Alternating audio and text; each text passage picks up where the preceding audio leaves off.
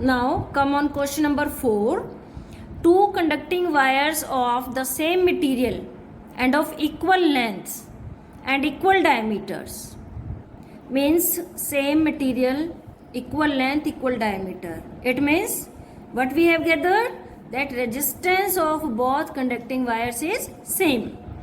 These are first connected in series and then parallel in a circuit across same potential difference.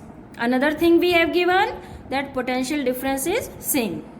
The ratio of heat produced in series and parallel combinations would be, we have to find heat produced in both the cases and then their ratio. So we'll write resistances are R and R because we have given.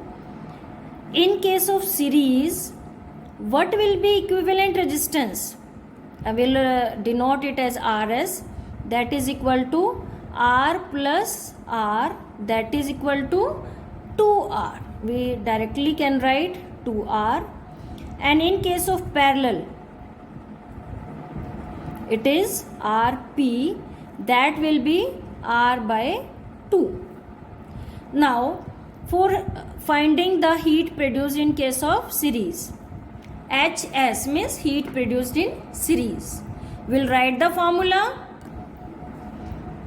V square by R into T RS. So we'll write V square divided by RS is 2R into T, that is time. In case of parallel, again V square by Rp into T. We'll write here the value V square by Rp is R by 2. 2 will reciprocate it, 2 into T. We have written this formula. Now HS divided by HP means we have to find the ratio.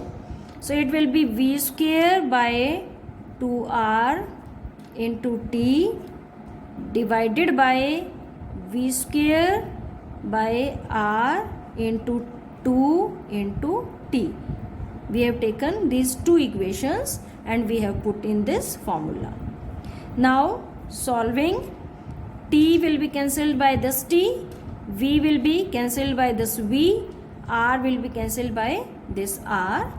This 2 can be written as 2 by 1. So it will be here it will be 1 by 2. So 1 by 2 into 1 by 2, it will be 1 by 4.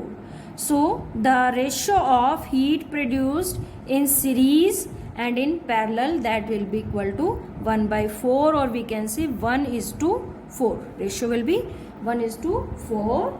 And this is our C answer. So C answer is correct.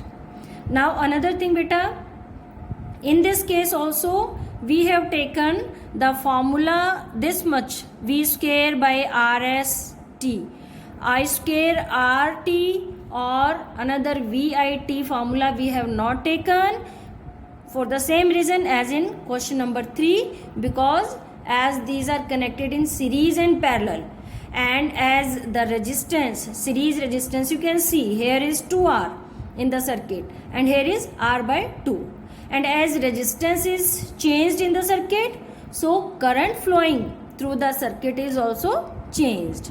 That's why we have taken that formula which remains common in both the cases. Now question number 5.